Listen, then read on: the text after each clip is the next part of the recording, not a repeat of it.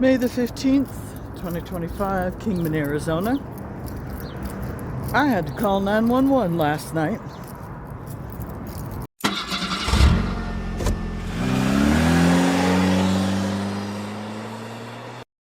I booked the room here at the Clarion, and when I got here, the parking lot was too full, and I was going to have to cancel. I couldn't find anywhere to park, so I pulled into this spot right here last night so that I could walk next door over to my left to tell them I couldn't stay. I was going to have to cancel the reservation. And I was accosted by one and then two male personages who made me feel threatened. So I called 911. So to understand this situation a little bit better, we have to back up to when I was leaving Henderson, Nevada, with this cute little unit. We got hooked up just at dark and then left out, and there was an In-N-Out burger right at the end of the road, so we had to get the In-N-Out burger because I didn't get it when I was in California. And I brought up the Choice Hotel app and booked a room in Kingman, Arizona. Then I checked Google Maps, the satellite view, and it looked like I could park there at the motel I picked. It looked like I could. However, upon arrival, I realized I wasn't going to fit in that parking lot because it was full. So I drove past the parking lot, found a place to turn around, drove back past the Clarion Inn, couldn't find a place to park. So I had seen that empty lot right next door to the Clarion with that motel that separated it. When I pulled in there to the dirt lot, I saw a sign that said private property, no trespassing. So I turned around and I headed back out, where I parked in front of the motel right next door to the Clarion Inn, put my flashers on so I could walk over to the Clarion Inn. Now, the reason that I parked in the other business parking lot was I just wanted to very briefly go to the Clarion Inn, walk in and say that I was going to have to cancel my reservation because I wasn't going to be able to fit in their parking lot. That's the only reason that I parked next door, is I just wanted to run in real quick, say I can't stay here, there's nowhere for me to park, cancel my reservation, and I was just going to head on down the road. However, Billy Bob had other ideas, and he actually walked from the lot next door, the business next door where I was parked, into the lobby of the Clarion, and I heard, "Is that your truck?" And I turned around and looked at him, and the first thing I noticed by his body language is he's not going to be pleasant to deal with. And he says, "Is that your truck?" And I said, "Yes, it is."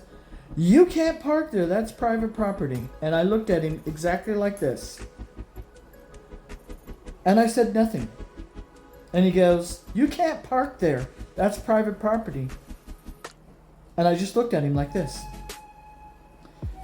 The desk clerk, to her credit, was very good at de-escalating the situation and told him that they were finding a place for me to park and that I was going to move my truck and that I'd be out of the way in a minute.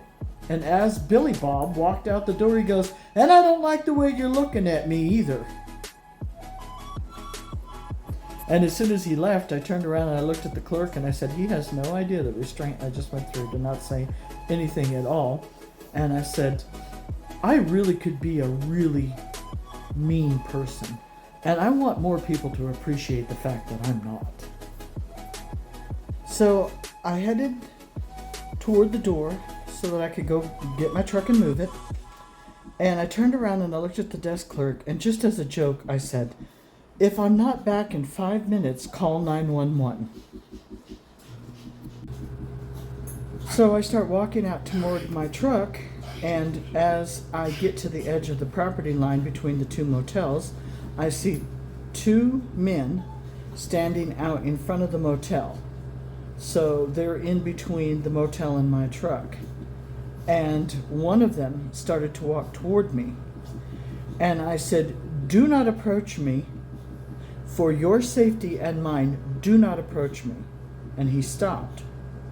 And I kept walking toward my truck. He started walking toward me again. And I said, "I do not feel safe. Do not approach me." And he was saying something, but I wasn't listening. I couldn't hear him. I had the truck running. I couldn't hear him. And I said, "I am feeling threatened. Do not approach me." And he kept coming toward me, so I had to back up.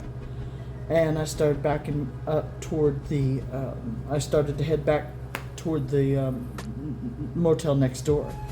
And when I got into the parking lot of the motel next door, I turned around and looked at him, and they're still kind of like coming at me. And I'm like, "I'm feeling threatened." I said, "Do I need to call 911? "Yeah, you need to call 911.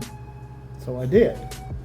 Now at this point, I barely know where I'm at, so I dialed 911 and I handed my phone to the desk clerk and I said, "Here," I said, "I had to call 911. Those guys are harassing me next door and I can't get to my truck." I handed her my phone and she talked to the 911 operator. She explained what was going on.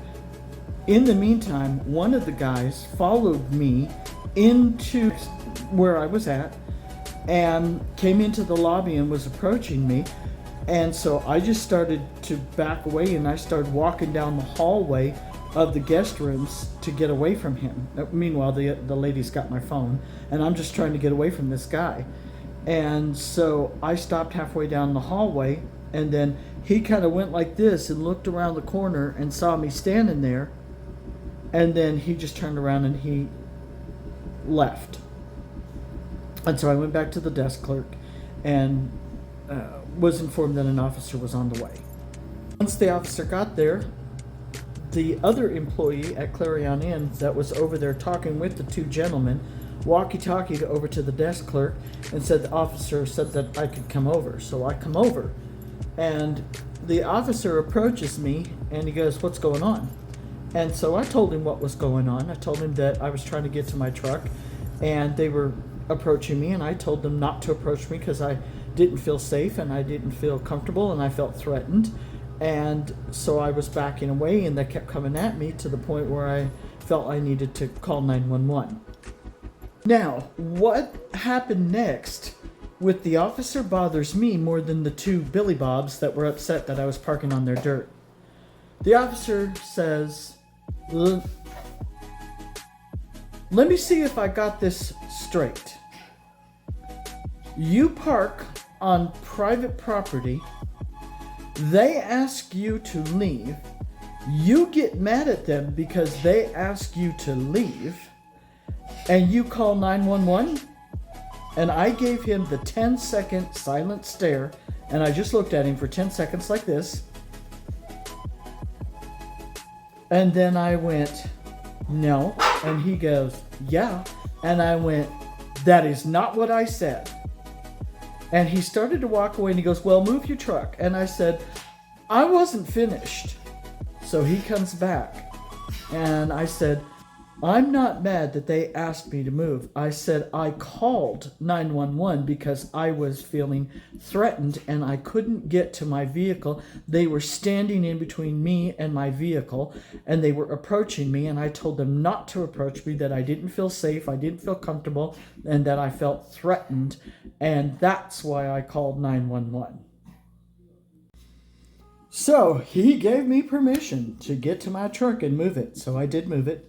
Parked it next door at the Clarion. They did have a spot that was up against a curb that was painted red. I really didn't fit in it, but they said they're the only ones that would have been able to report me for parking there, and they weren't going to, so they said you can go ahead and park there. And so I was able to park there and get out of the way.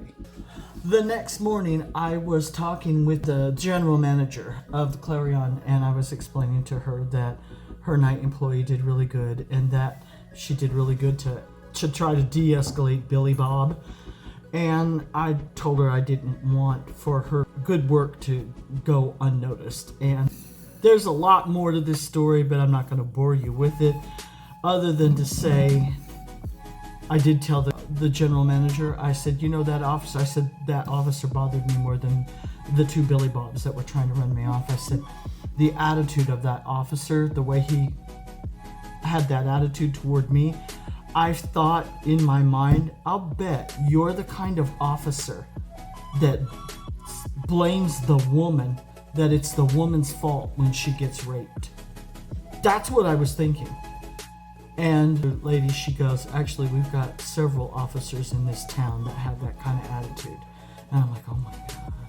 So, anyway, that's my story. Girls and I, thank you for letting me share that story with you.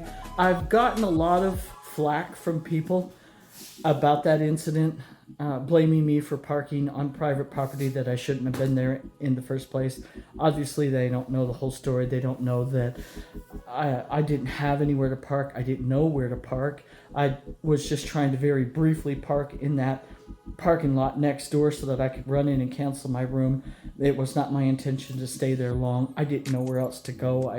There was nowhere else to park. And I got a lot of grief from the public because I parked there. And I get it. They're making a decision based on a lack of information. Maybe I shouldn't have parked there. I mean, I guess I shouldn't have parked there. It's done now. So thank you guys for watching and let me share that story with you. And we'll catch you on the next episode. And just remember, guys, it's all about the perspective.